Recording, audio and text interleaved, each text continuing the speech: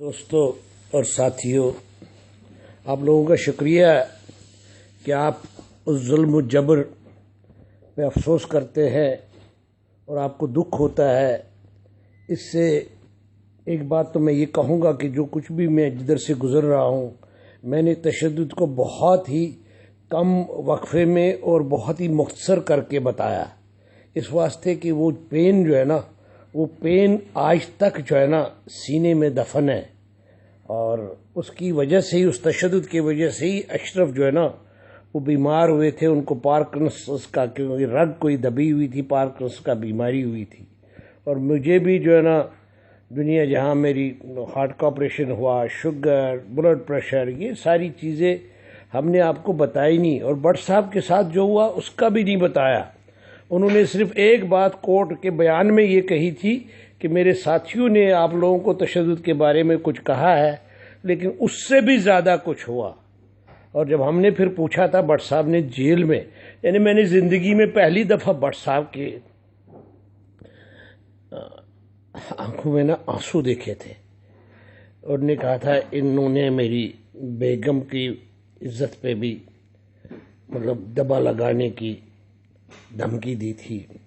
اور مجھے یہ اس نے پورا تو نہیں، مجھے لگتا ہے ان کا جو ہے نا وہ شاید مطلب وہاں لائے اور قلعے میں لائے تھے، یا وہاں پہ بات ہوئی تھی۔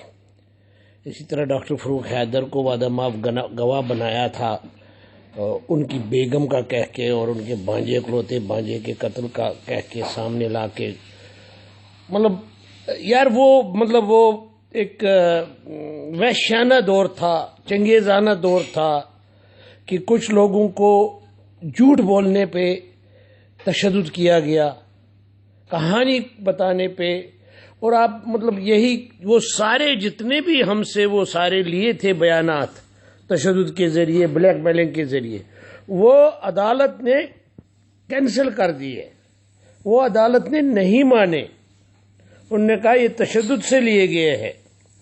بہرحال اس کو آگے چھوڑتے ہوئے 2 تاریخ کو کیمپ جیل 2 دسمبر کو جب آئے تو اوپر بیٹھ کے جب مجھے کسی نے وہاں، کوئی وہ پرانے جیل والے بھی تھے وہاں پہ، تو میں نے جب پوچھا بھئی ہمیں یہاں کیوں لایا، انہوں نے کہا جی آپ لوگوں کا کل کیس شروع ہو رہا ہے، اور آپ لوگوں کا 10 دن میں 15 دن میں اسپیشل کورٹ بنایا گیا، ٹرائل ہو رہا ہے، آپ کو پھانسی دینی ہے۔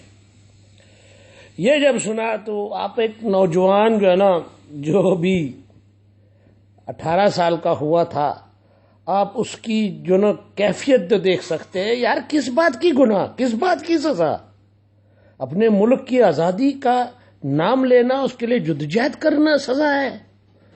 میں اوپر جا کے بہت ہی مطلب رویا، اور نماز میں جھکا، بہت روتا رہا، نفل پڑھتا رہا۔ میں کہا خدایا ہم پہ رحم کر، ہم نے کیا کیا ہے، ہم پہ کرم کر۔ تو اسی دوران جو ہے نا رات کے 2 بج گئے، 2:30 بج گئے، تو فوراً جو ہے نا وہ الارم بج گئے، فائرنگ ہو گئی، شروع ہو گیا سارا، جہاز آ گئے۔ تو میں نے ان سے پوچھا یہ کون ہے، کہتے جی ہندوستان اور پاکستان کی کھلی جنگ لگ گئی۔ اب جب یہ جنگ لگ گئی تو شور پڑا، بمباری ہو رہی ہے، جہاز آ رہے ہیں، ادھر سے توپیں گرج رہی ہے۔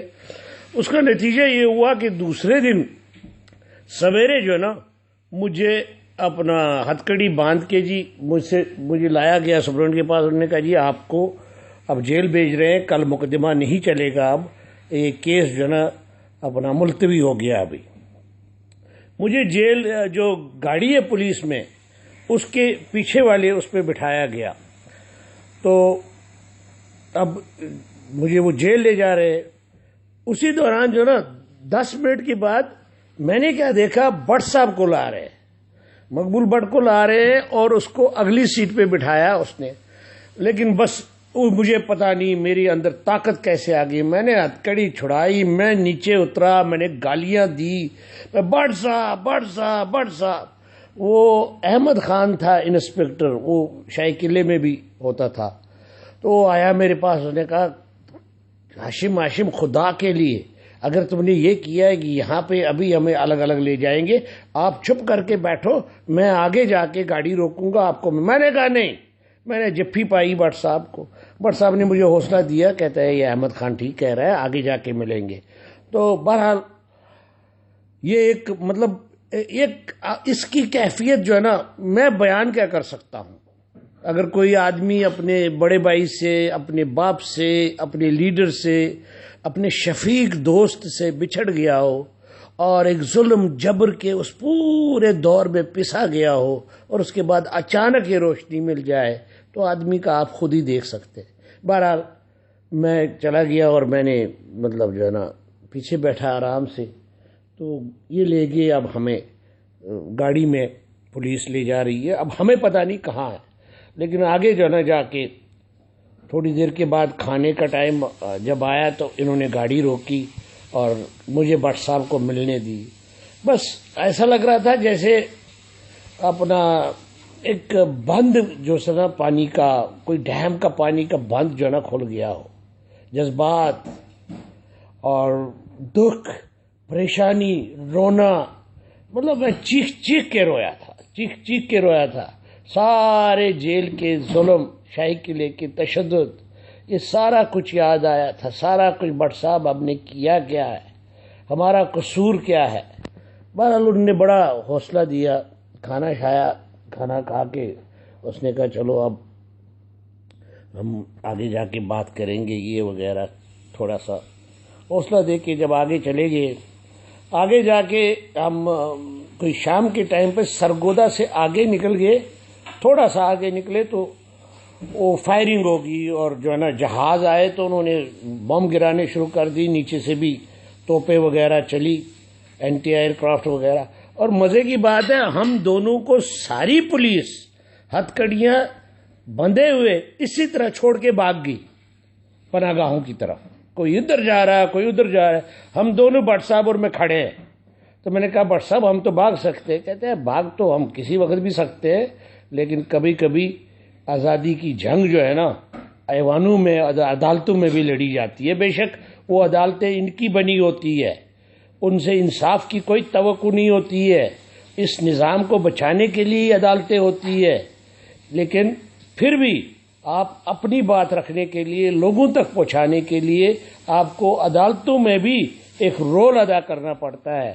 اس لیے بیٹا ہمیں جانا پڑے گا عدالتوں میں, ہمیں اپنا موقف پیش کرنا پڑے گا تاکہ دنیا سنے. تو بہرحال کچھ تھوڑی دیر کے بعد فائرنگ وغیرہ رک گئی تو وہ آ گیا, کدھر ہے وہ ملزم وغیرہ, کدھر ہے وہ, پکڑو وغیرہ. ہم نے کہا ہم یہاں کھڑے ہیں. تو ہم یہ پھلجڑیاں دیکھتے رہے کہ کس طرح فائرنگ ہو رہی ہے, نیچے سے کس طرح اوپر سے فائرنگ ہو رہی ہے, بالکل پٹاخے جیسے پھوٹ رہے تھے. ہم کھڑے تھے. تو بہرحال تھوڑی دیر کے بعد ہمیں لے گئے تو, اور مجھے میاں والی سینٹرل جیل, وہ بھی کچی جیل ہے, انگریزوں کی بنائی ہوئی تھی, مجھے وہاں چھوڑ گئے اور بٹ صاحب کو آگے لے گئے. بعد میں پتہ چلا ڈیرہ اسماعیل خان ان کو لے گئے تھے. مجھے ایک وہ 14 کی کیا چیکی نمبر تھا, وہ قصوریوں کی جو جیل کے اندر جرم کرتے ہیں ان کو وہاں رکھتے ہیں. مجھے وہاں رکھا گیا, ایک نمبردار دیا گیا, وہاں پہ بیٹھے.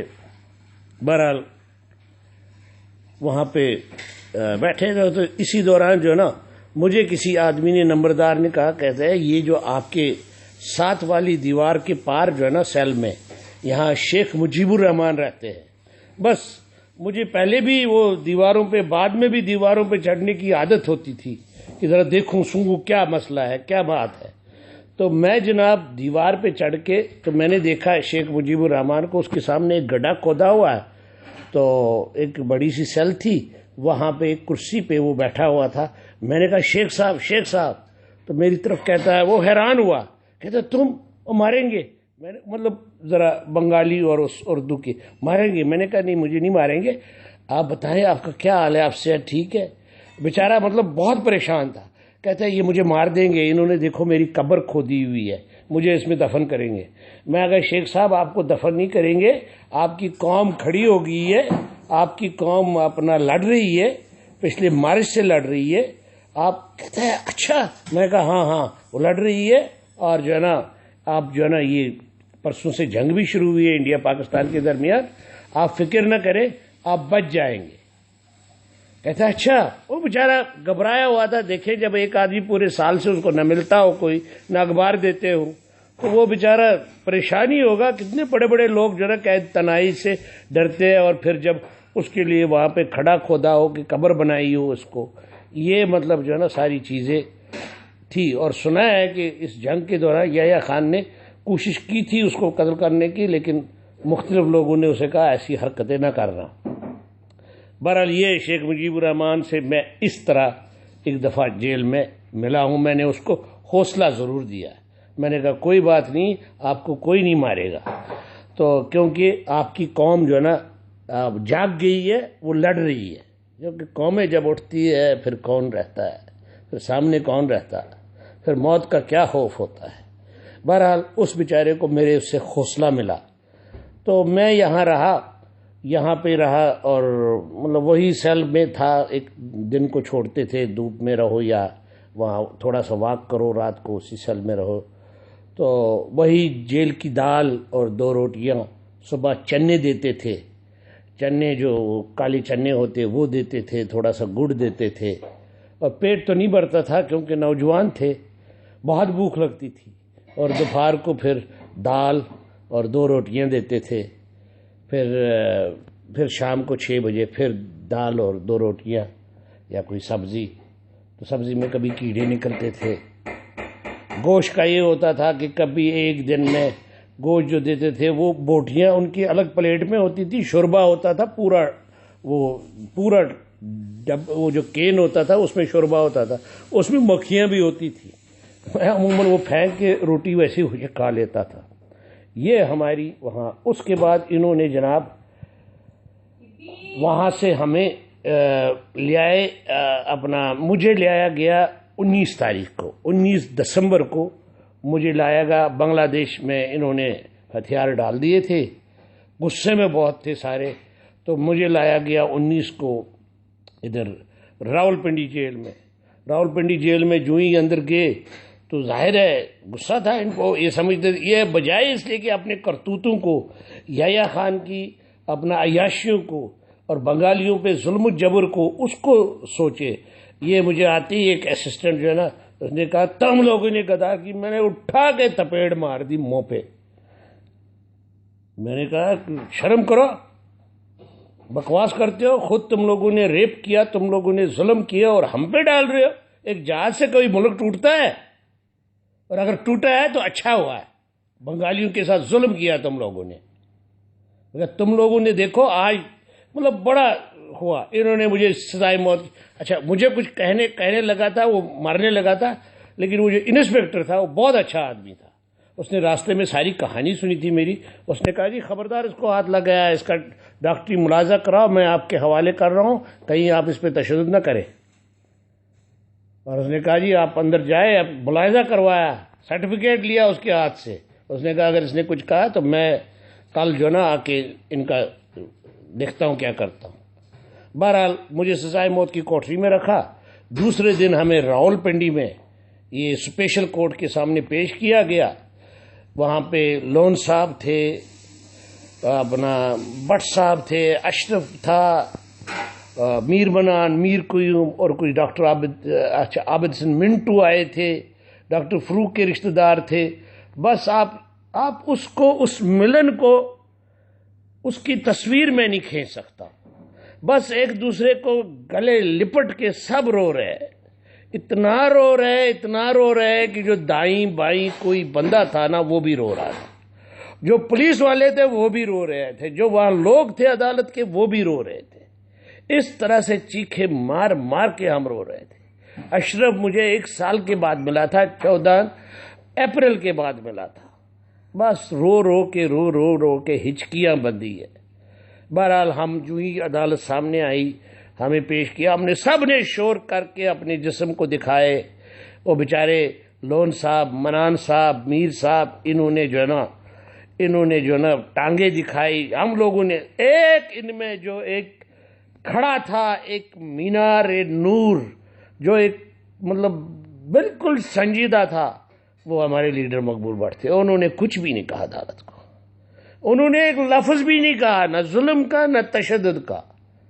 نہ جبر کا نہ اپنے بدن کے نشان دکھائے، بس وقار کے ساتھ عظیم انسانوں کی طرح بہت ہی بڑے مینار اور پہاڑ کی طرح کھڑے رہے، اور سب نے کہا کہ ہم پہ تشدد ہوا، سب نے زخم دکھائے، سب نے جسم کے بدن دکھائے سارے عدالت کو، اور انہوں نے پھر یہ مطلب عابد سنگھ منٹو وکیل وغیرہ تھے تو انہوں نے کہا جی ہم اس پہ بعد میں رپورٹ دیں گے۔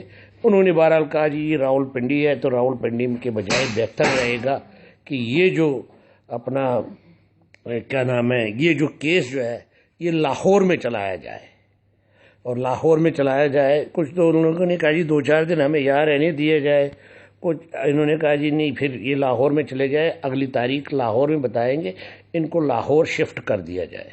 مجھے تو سب سے پہلے سویرے ہی میرے چالان نکالا گیا تھا، کیونکہ جیل میں نے جو ایک دن پہلے ہی گالیاں شالیاں دی تھی اس کو اسسٹنٹ سپرنٹینڈنٹ کو، انہیں سب سے پہلا میرا کام سویرے چالان نکالا اور جا کے نا مجھے کیمپ جیل بھیج دیا، اور پھر کچھ دنوں کے بعد باقی بھی کیمپ جیل آئے۔ تو کیمپ جیل میں اب ہماری ایک عدالتی جدوجہد، عدالتی جنگ شروع ہوتی ہے کیمپ جیل میں۔ کیمپ جیل میں کچھ دن ہم رہے، کچھ دن رہنے کے بعد یہ فیصلہ انہوں نے یہ کیا جی یہ ان کو کوٹ لکھپت جیل بھیج دیا جائے، کہ کوٹ لکھپت جیل میں پہلے ذرا بہتر جیلوں سے پہلی دفعہ جیل دیکھی جس میں ٹوائلٹ سسٹم بھی تھا، فلش سسٹم تھا، اور نئی جیل تھی۔ تو ہمیں جب بھیج دیا گیا کچھ دنوں کے بعد وہاں کوٹ لکھپت جیل میں، تو ہم نے ایک شروع کر دی ایک اور جنگ، اور اس دوران بٹو نے اقتدار سنبھالا تھا، مارشل ایڈمنسٹریٹر وہی تھا۔ تو یہاں سے اب کوٹ لکھپت جیل سے ایک نئی کہانی، ایک مطلب جدوجہد کی کہانی، کیس لڑنے کی کہانی، ایک دنیا کو بتانے کی کہانی، علم کی کہانی، دماغ کی اپنا جنگ کی کہانی، جذبوں کی جنگ کی کہانی، ایک نئی کہانی شروع ہو جائے گی، اور اس کے بعد سزا وغیرہ یہ ساری چیزیں آ جائیں گی۔ دوستو اسی کے ساتھ خدا حافظ۔ دوستو اور ساتھیوں، آپ لوگوں کا شکریہ کہ آپ اس ظلم و جبر پہ افسوس کرتے ہیں اور آپ کو دکھ ہوتا ہے۔ اس سے ایک بات تو میں یہ کہوں گا کہ جو کچھ بھی میں جدھر سے گزر رہا ہوں، میں نے تشدد کو بہت ہی کم وقفے میں اور بہت ہی مختصر کر کے بتایا، اس واسطے کہ وہ پین جو ہے نا، وہ پین آج تک جو ہے نا سینے میں دفن ہے، اور اس کی وجہ سے ہی، اس تشدد کی وجہ سے ہی اشرف جو ہے نا وہ بیمار ہوئے تھے، ان کو پارکنسنس کا، کیونکہ رگ کوئی دبی ہوئی تھی، پارکنسنس کا بیماری ہوئی تھی۔ اور مجھے بھی جو ہے نا دنیا جہاں میری ہارٹ کا آپریشن ہوا، شوگر، بلڈ پریشر، یہ ساری چیزیں ہم نے آپ کو بتائی نہیں، اور بٹ صاحب کے ساتھ جو ہوا اس کا بھی نہیں بتایا۔ انہوں نے صرف ایک بات کورٹ کے بیان میں یہ کہی تھی کہ میرے ساتھیوں نے آپ لوگوں کو تشدد کے بارے میں کچھ کہا ہے، لیکن اس سے بھی زیادہ کچھ ہوا۔ اور جب ہم نے پھر پوچھا تھا بٹ صاحب نے جیل میں، یعنی میں نے زندگی میں پہلی دفعہ بٹ صاحب کے آنکھوں میں نا آنسو دیکھے تھے، اور نے کہا تھا انہوں نے میری بیگم کی عزت پہ بھی مطلب دبا لگانے کی